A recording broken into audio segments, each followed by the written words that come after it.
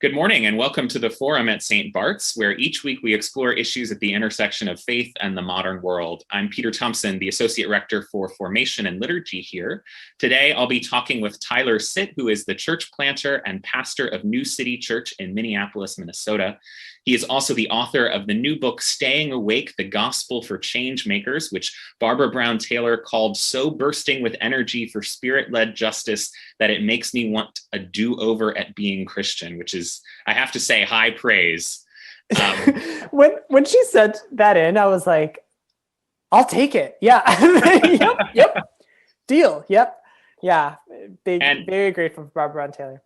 And I should mention as we begin that because Tyler has another commitment on Sunday mornings, this session of the forum has been taped in advance, and we will not be able to take your questions live this week. However, we still invite you to share your reflections as we go along using the live chat function on YouTube or the comments function on Facebook. Tyler and I met 10 years ago at a conference for theologically minded young people, and we've stayed connected virtually. So that's how I learned about the book, and I'm very excited to welcome you virtually to St. Bart's for the forum today. Thanks for having me. So why don't we start by talking about the community you helped to found in Minneapolis, Minnesota, since that's behind the book and informs your book in so many ways. Tell us about New City and how you got in this business of church planting.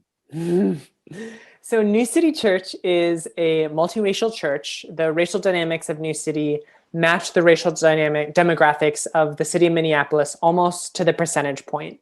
So as far as white, Black, Asian, and Latinx populations go,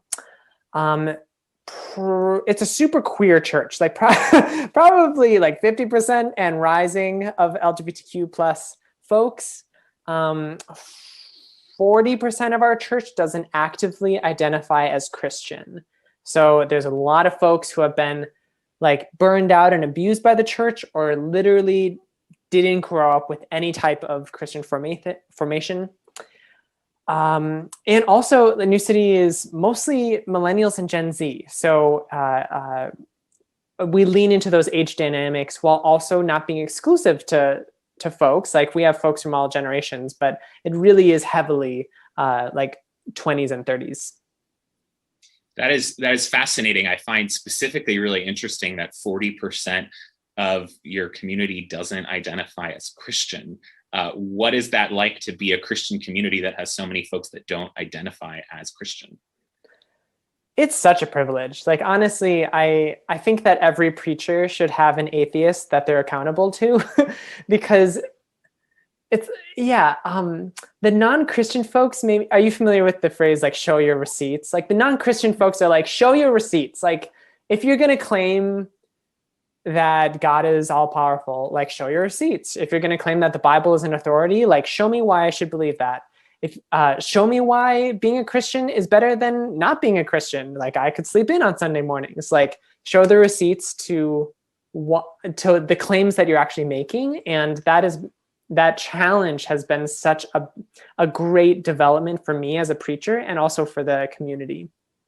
And I also think this is a growing edge of the church in general. I remember several years ago, a parish I was involved in, a member of the vestry confided kind of quietly that they identified as an atheist. I think some of those folks are out there already, and the church is going to have to become more comfortable in knowing that they're in the pews. Hardcore, yeah. And I think it's like, there are two ways to approach that. If from a scarcity mindset, it's like, oh, but we have to clutch our theological pearls and, like, oh no, but what is going to happen if we don't have everyone agree the same thing in the same room?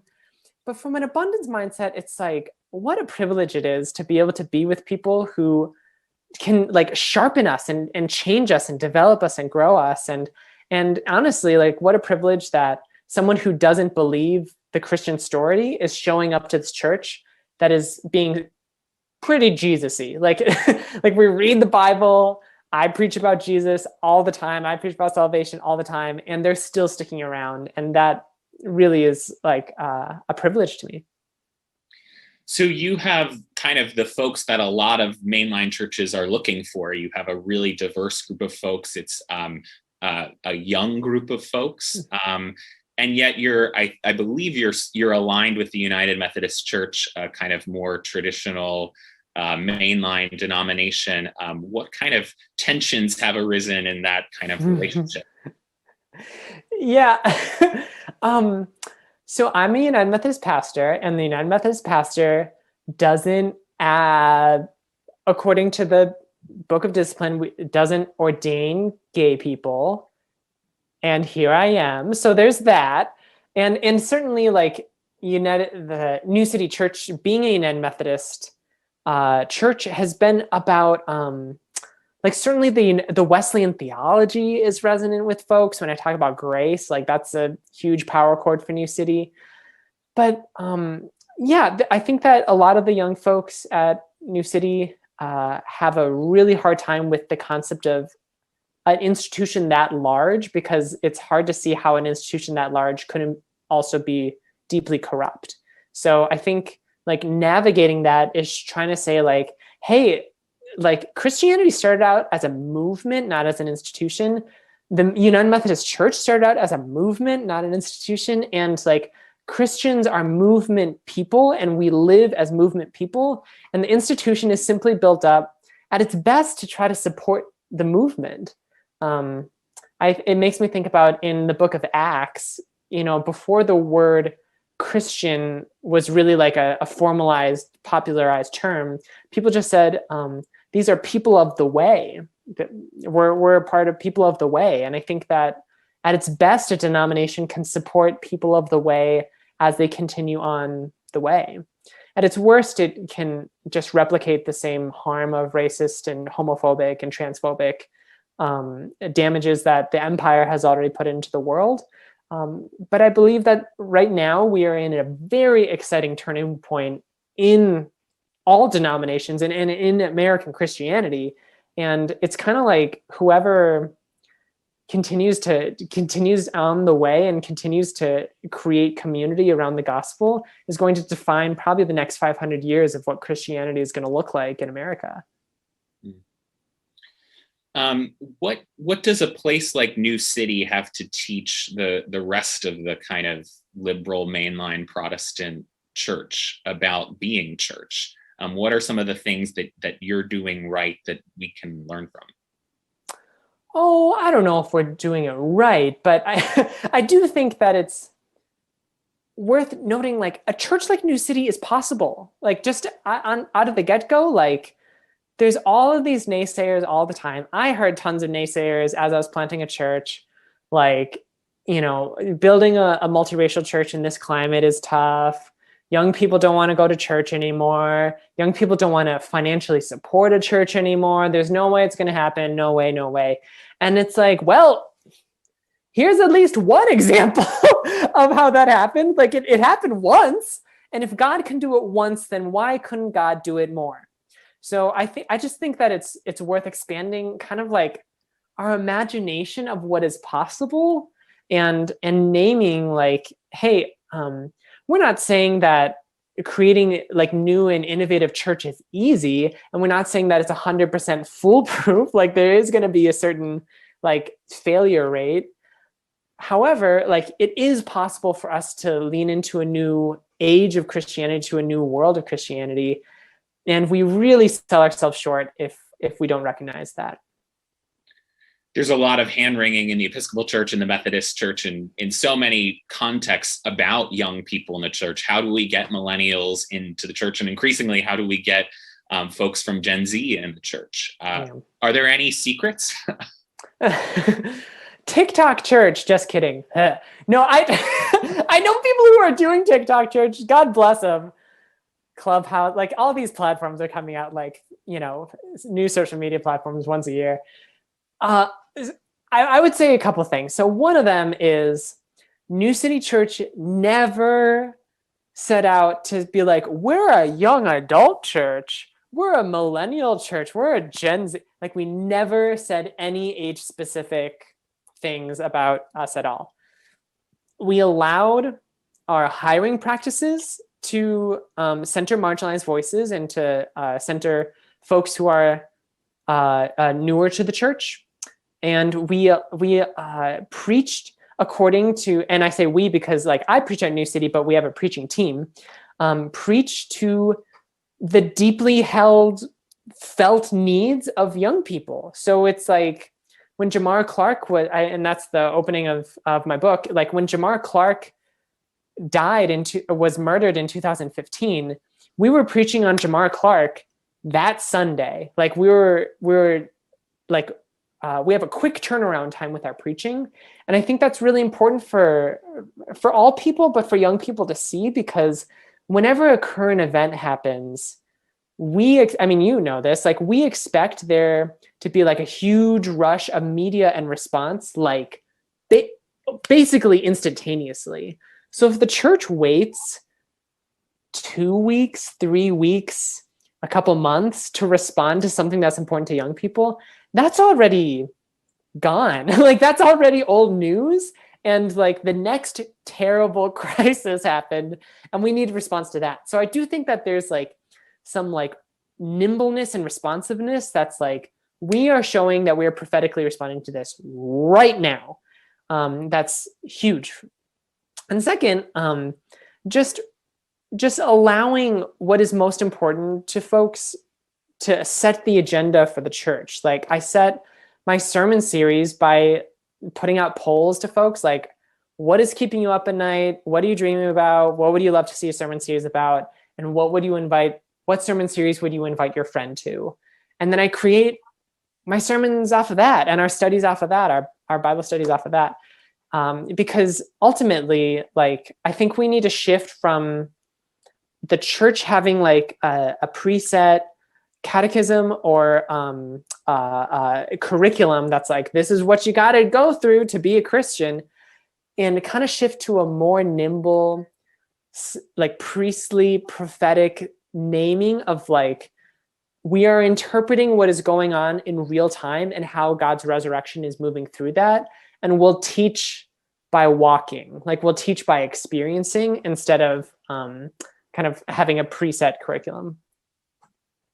Now, your title is Church Planter, and you talk about church planting. That's a chapter in the book. Can you talk about what church planting is and what that title involves? It's just my favorite thing, Peter. It's just the best. If any of you are like perceiving a call in your heart to start a new faith community, like make sure to talk to someone about it, because church planting is truly a gift to be able to participate in. Basically, all church planting is starting a church from the ground up instead of going into an established church. And in my book, I talk about how like marginalized people have, not by choice most of the time, been forced to plant community spaces because like the society wasn't built for us. And so we kind of have to like create our own space. So I think that marginalized people make excellent planters. So church planting is simply the act of like putting the gospel at the center of the new thing that you're starting and allowing that to infuse itself into all of your activities. So it might mean a Sunday morning worship community, but I also know folks who are like meeting in bars, meeting in garages, bike groups, running groups. Like there's a lot of flexibility that is moving beyond the building that all counts as church planting. And does church planting take place within established communities as well? What can those of us who are already in church communities learn from this practice of church planting? Tons of church plants take place in established churches. So for sure, it's in fact, it's kind of like out of vogue for there to be like a Lone Ranger cowboy planter to just plant in their own church. It's becoming much more popular for churches to be planted like out of churches or with assistance from a church. And so that might mean like you're planting another worship service. It might mean that you're planting another community that your folks are like, okay, we're going to send 40 folks to worship at this community until there's another 40 folks from outside of the community. And then we're slowly going to like taper off as those 40 folks grow, right? And there are some churches that are like, we're going to take this on as like our missional impact. Like this community a lot of times this happens across language barriers. Like, we're an English speaking church, they're planting a Spanish speaking church. We're never going to be like the same thing, but we can like really show up for these folks and set up folding chairs and let them use our printer and seriously financially donate to them. So those types of creative things are really, the greatest limit is not a lack of money or even a lack of people, but a lack of imagination for what would most impactfully move into the neighborhood. What surprised you in the process of church planting? I guess a process that is still undergoing, still ongoing. Surprise. I mean, I guess I wasn't expecting the racist murder of George Floyd to happen walking distance away from where New City Church was. So surprise is one word to describe how that felt. But really, I mean, George Floyd is like the most like high profile and recognized instance of this, but I was surprised by how much pain is already present in your very neighborhood. Like, you really don't need to look far to see places where people have someone's knee on someone's neck, literally or metaphorically or systemically. And so I think that like the commitment to resurrection and the commitment to the gospel comes with a commitment to looking at where the crucifixions in our society are happening, and then insisting on kind of this like catapult into hope that represents following Jesus. And I knew that would be part of it. Like in seminary, people talked about that, but I had no idea how like real and in your face that it would be. And as you mentioned, the murder of George Floyd took place walking distance from your church. And I guess you had finished a manuscript of the book before it happened, and you kind of added the top 25 list of things you need to think about related to the murder at the end. And you kind of made the point there that this could happen in any neighborhood, in any context, and you weren't necessarily prepared for it in yours, but you're giving advice to those of us who are in other communities that it could happen in ours as well. What was important about this? Was a national and international news story that affected pretty much everyone, and yet it was hyper local for you. What was different about seeing this? Not only the initial murder, but also the movement that happened in response to it, and what was it like seeing that up close? What did those of us in the rest of the country and the world not hear that you saw right in front of your eyes? Mm-hmm. Yeah, I really benefited from reading Howard Thurman, and Howard Thurman talks about it's one thing to like kind of reactively and responsively push back on evil as it presents itself in the world. And it's another thing to reach down to the very root of evil and pull it up. And the point of spiritual practices, the point of like worship and prayer and the Eucharist and like all the things that we're doing is to be able to like allow the hand of God to reach down to evil in our world and pull it up. So, and I think that was really important for New City Church in our response, because we saw, of course there are like material needs, huge material needs that our community needed like overnight. And we had to set up mechanisms, like financial mechanisms, to be able to distribute things in an equitable and transparent way. We started a solidarity fund like overnight to be able to like distribute these funds to folks in the community. But there was also like a spiritual need that was present in the community that was like, we need to do all the things that instinctively you don't want to do. Like, we're going to grieve, which is like instinctively kind of a hard thing to do when your like fight or flight is going off all the time. We're going to pray. We're going to have times of silence. We're going to do like the spiritual practices that we've been practicing and God has been like rehearsing in us for 3 years, preparing us for this moment without knowing it. And then we'll see in sharp relief how these spiritual practices are actually like the matter of our community burning or not burning. Like it's like a matter of life and death. And we need to practice Christianity as if it really, really matters, because that's when it starts to really, really matter. And yeah, and I think that it's hard to perceive that even now, like, you know, a year out of the uprising. Of course, Minneapolis still has like tons of stuff to deal with, but like that like intense energy isn't quite there on the street like it used to be. And it's easy for me to like forget how important spiritual practices were at that moment. And it's easy for me to kind of go slack on my own spiritual practices, like, oh, things are better now, so it's okay to, like, I don't really need to pray. I don't really need to be meeting with my small group. And I just feel like there's like a Tyler of 2020 that's like, never forget how important spiritual practices were and will be in your life. Because like the spiritual practice allows there to be a reservoir of energy, of resource, of belovedness that you will need when the challenges of life come up to meet you. So, yeah. I'm glad you mentioned practices, because they're kind of at the core of your book. You decided to write a book focused on practices, and do you want to talk about why centering the book around practices was important, and also why you chose the practices that you chose? Oh, sure. Yeah. So the book kind of walks through 9 different practices that Christians do, and the reason why I wanted to start it that way is because, again, like New City is in community with a lot of folks who are agnostic. And there's 1 or 2 who identify as atheists, but like there's a lot of agnostic folks.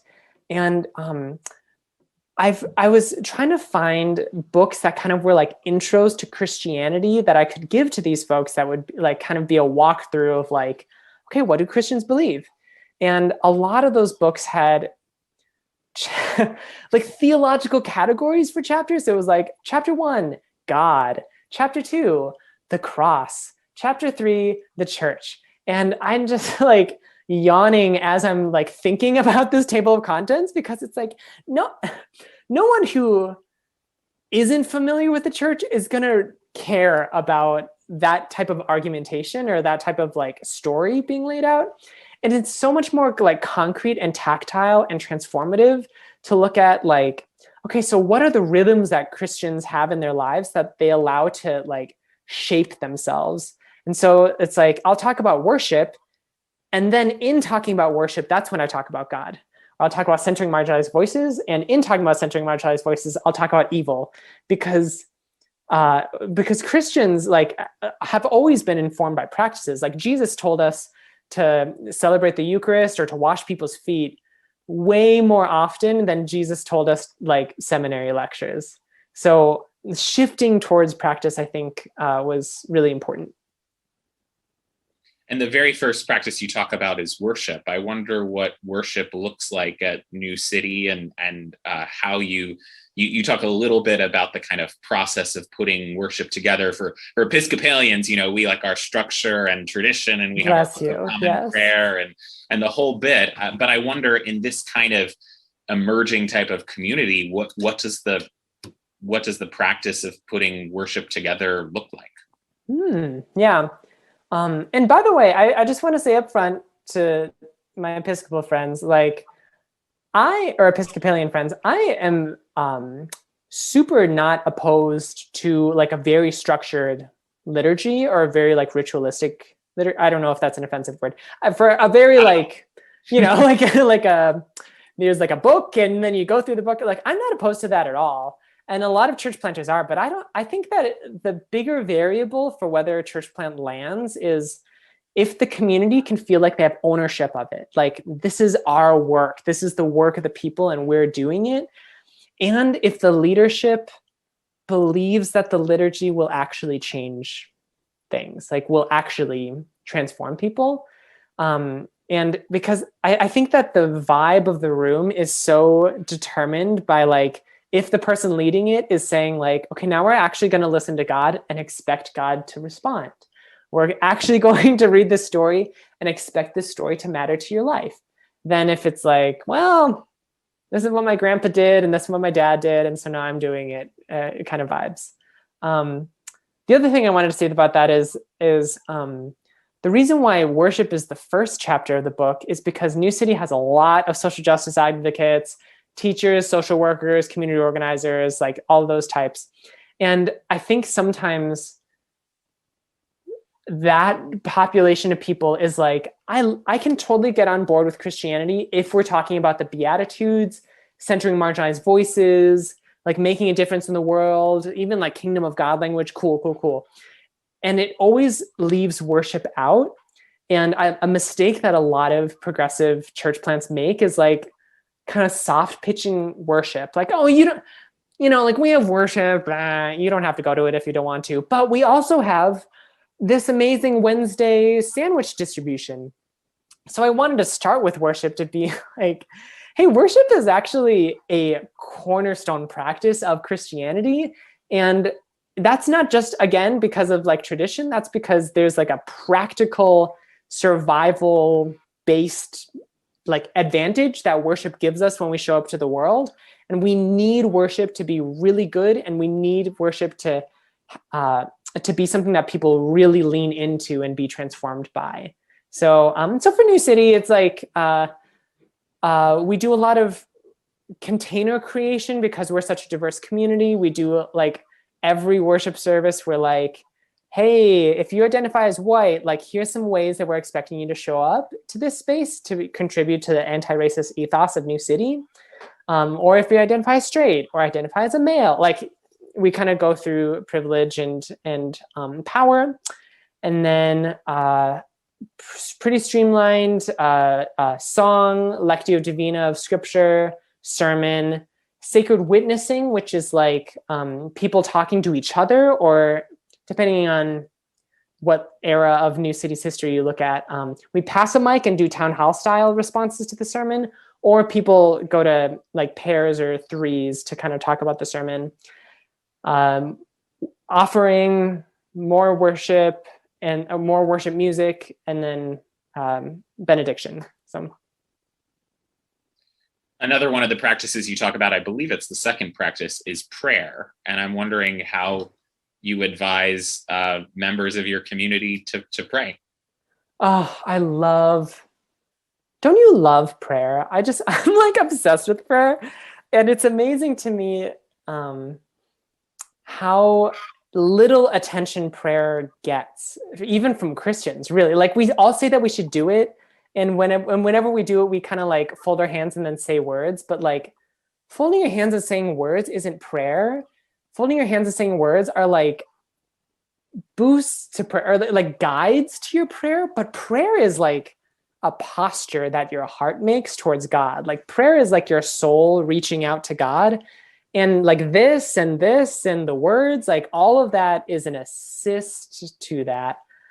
So like one of the prayers that types of prayer that has really resonated with New City folks is welcoming prayer, which is simply like, I usually do it written, like you welcome an emotion, name the emotion that you're currently like real-time feeling, put quotation marks and allow the emotion to say whatever it's going to say, and then say, welcome, thank you for being here, anger, thank you for being here, sadness.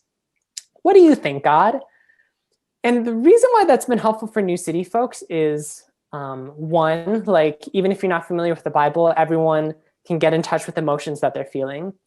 And two, it kind of allows people to self-regulate their emotions. Like, wow, I'm feeling huge anxiety about this. But if you say like welcome anxiety, that means that you aren't your anxiety, you're welcoming it into you're showing hospitality to the emotion because it isn't all of who you are. And so that changes the power dynamic. And then you invite God to say something. And through church or through scripture, this image of like God can round out and say like, yeah, anxiety is right. There are some things to be worried about. And also God's faith is everlasting. And that's the whole picture. The anxiety only gives you half the picture, but God wants to fill that out. And it's just never boring, because if you're really saying what you're actually feeling, prayer will physically change you. Like you'll feel stuff in your gut. Very subtle things, but you'll feel it. And I should say here at this point that the structure of your book allows for kind of worksheets and practices. At the end of each chapter, you include kind of cartoons and other images. So it's a really kind of engaging structure. I assume that was intentional. What was your kind of thinking behind that? For sure. So I don't know if you do any work with the Enneagram at your church, but like I'm an Enneagram facilitator, and I learned from the Enneagram that there are folks who are primarily thinkers, folks who are primarily feelers, folks who are primarily doers. And I wanted this book to speak to all of them. So for the thinkers, it's like, here's the arguments for why we believe what we believe and why we do what we do. For the feelers, we included poetry. I included poetry and community testimonies that are very tender and dear. And for the doers, it's like 25 steps to prepare your church for George Floyd, 10 steps to figure out how to go to church, 30 steps, like it's like very practical. And I think that I wanted to speak to all of those learning types. So another one of the practices you mentioned is Sabbath, and you talk about this phenomenon in your community of folks that get really interested and involved in social justice work, and they do it for 2 or 3 years. You even have kind of the steps they go through, and kind of inevitably they get burned out and they kind of sell out and take a corporate job. And now there are several people I'm sure that are watching this morning who have corporate jobs. And hey, wait a second. So those folks are out there. But I am curious behind this kind of phenomenon and how you advise people that want to put the whole world on their shoulders, and what kind of perspectives can help us rethink that very tempting tendency. Yeah. So first off, I just wanted to say to the folks who have corporate jobs, like for me, the problem isn't intrinsically, like if people are called by God to work corporate jobs, then they should work corporate jobs. What I'm seeing in my neighborhood is people burning out and kind of collapsing into corporate jobs, not because they're called to it, but because they just don't know how to stay in a certain particular type of work. And like that to me is like completely different, because if we believe that God has a calling in our lives, if we believe in discernment, like we want to, the church should be supporting people with practices to be able to stay in the thing that God is calling us to, like whatever that is, right? And so I think that Sabbath is a very radical disruption of all of that, because Sabbath is like I had a rabbi tell me, for the 6 days of the week, you go around thinking that you're in charge of everything, you're in control of everything, and it's your responsibility to manage everything. And Sabbath is the one day when you remember that God is in charge of everything, and that we rest in God because we believe that God is God and we're not God. Like we're not in charge of the universe, God is in charge. And we have a responsibility, but that responsibility always points back to God. So it's like, instead of resting simply so that you can get back to work, it's like you work to be able to center your life and rest in God. The orbits are completely opposite. And that's what Sabbath reminds us of. And that's what a lot of people who take a lot of responsibility onto their shoulders need to kind of like practice again and again. Another practice you talk about is generosity. And I was particularly interested in this chapter. I think I mentioned before, there's a lot of angst about getting young people in church, but once they're here, it's even more difficult to convince other young people to give. And yet you seem to be able to talk about money in such frank ways and get people to think about the use of their money. I'm wondering if you can share a little bit about that today. Yeah. So there's two, if I were to really like boil it down, I kind of feel like there's two archetypes of people at New City Church who have two different kind of relationships to money. So one of them are the folks who are kind of like in scarcity mode and are like, I don't want to give because like, who knows if I'll have enough. And so like generosity is important for those folks because it's an act of trust, it's an act of provision, and it's showing that like money isn't our Lord and we don't serve money. Like money is helpful. I like getting paid for things, but if we allow the scarcity to become our God, then we'll only doom ourselves and our communities to misery, truly. But then for other folks, especially for women of color, just to call out specifically, it's kind of like so much is demanded of them and extracted from them and like unjustly expected. It's so much emotional labor is put on women of color that it's like generosity means sometimes like not allowing other people to rob you so that you can choose how you're practicing generosity. So it's like generosity is an extraction. Extraction is like coercively demanding like a finite resource away from something. Generosity is more like believing that if we invest in God's calling, that it'll turn into more bounty for everyone, and that requires trust and faith. But yeah, I think that it's super important that we talk about money all the time. I think that a lot of young people, frankly, are just like economically oppressed and are saddled with like hundreds of thousands of dollars of student debt that previous generations didn't need to, like there's like some economic things there. But at the heart of generosity is not really like a dollar amount. Like if you're giving over $20,000, you're generous. Under $20,000, you're not generous. But it's more about like, again, like a soul posture. Like, are you really investing sacrificially and meaningfully in the things that God is calling you to, while not investing sacrificially and meaningfully in the things that the empire wants you to give to? So you've mentioned several times the importance of centering marginalized voices. I know that's a kind of key pillar of New City, but it's also one of the practices you mentioned in the book. You had the opportunity to kind of build a community from the ground up. There are particular challenges to centering marginalized voices in communities that have been around for a long time. Our building's 100 years old. Our community is much older than that.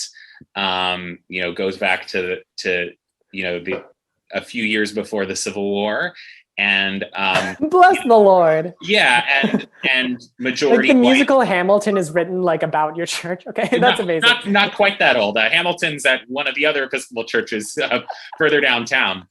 But in a majority white community like ours, what can you tell us about how we can center marginalized voices more?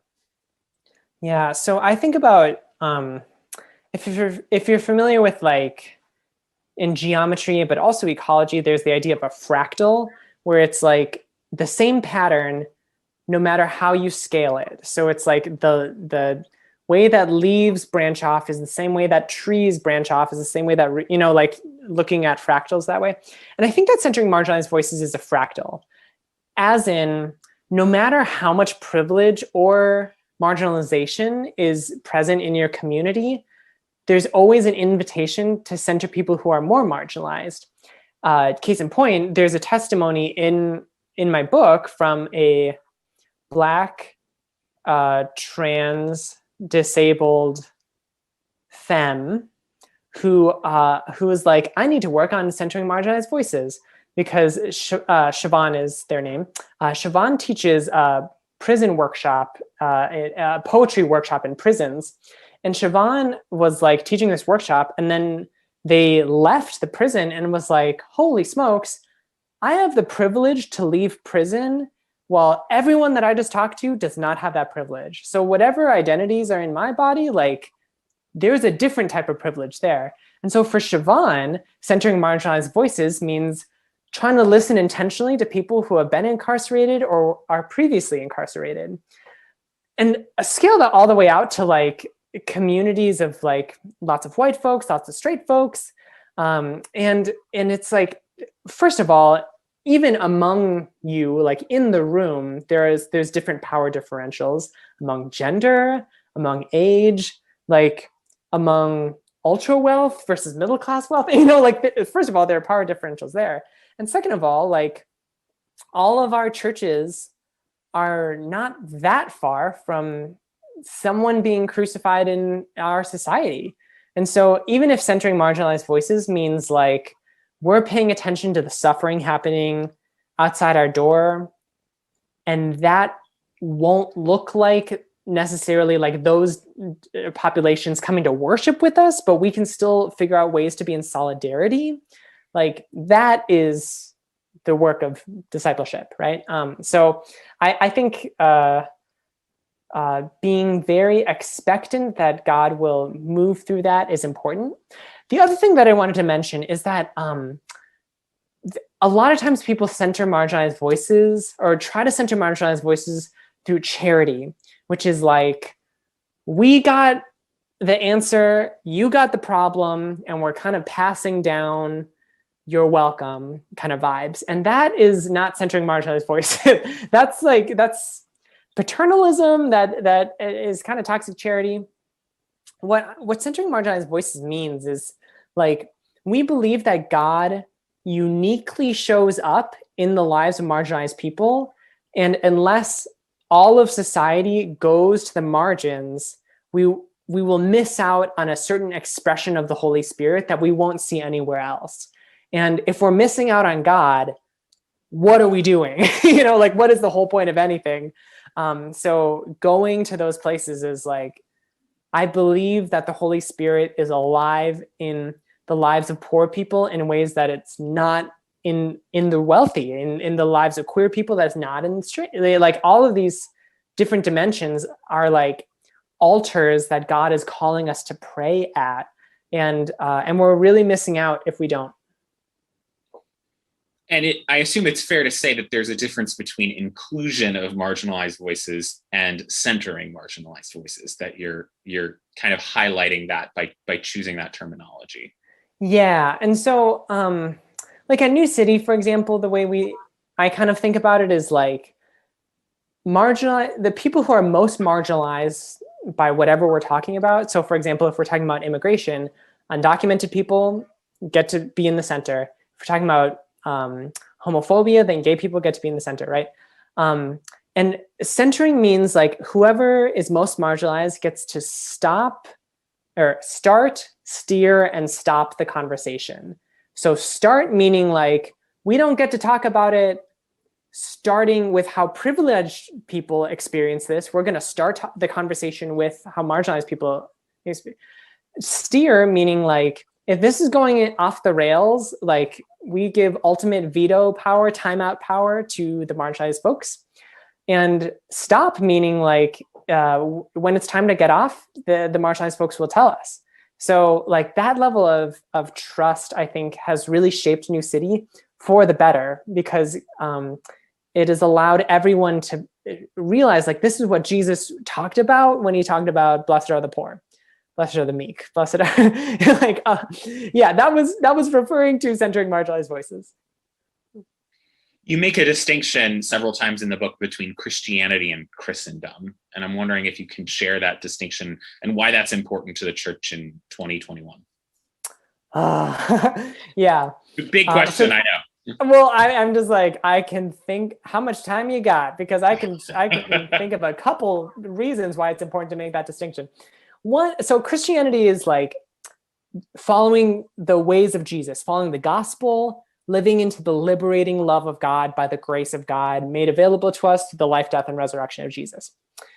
Christendom is the appropriation of Christian images and language for the purposes of what I call the empire, like for the purposes of the mechanisms of evil, oppression, and hatred in the world. It's like the way that the empire works is like the empire steals and appropriates whatever it wants for its own purposes. So like, just because folks say the name Jesus, that doesn't automatically purify them from like the evils of the empire that the empire is bringing in the world. And so the reason why that's important for for New City, but I think for the American church, is because we're seeing folks who are claiming the language and imagery of the Bible and Jesus, but who are perpetuating evils that seem to be the opposite of what Jesus wanted in the world. And like, we need to call that out as not Christianity, but it is Christendom, right? Like, it's not like, oh, those bad people over there. Like, no, they're still our brethren because they're using church language. However, like, that's not the manifestation of the gospel. And I think it's in the leadership in the church plant. I can't remember. Yeah, in the church planting chapter, I talk about Christianity and Christendom being two categories for the sake of us being able to kind of think about it clearly in our minds. But in reality, like, no church is 100% Christian or 100% Christendom. Like, there's always a mix in it, and no person is 100% Christian or 100% Christendom. So even when we see people who are like claiming to be Christian and they're doing things that directly contradict what Jesus was about, they're not 100% Christendom. Like, there is the gospel alive in them, even if it's in a small, subtle way. And likewise, even if we feel very correct about ourselves and very sure that we're right, we have to still practice self-reflection on whether or not the empire is moving, even in our sureness. We all have some complexity there. We got some complexity, and spiritual practices allow us to approach complexity.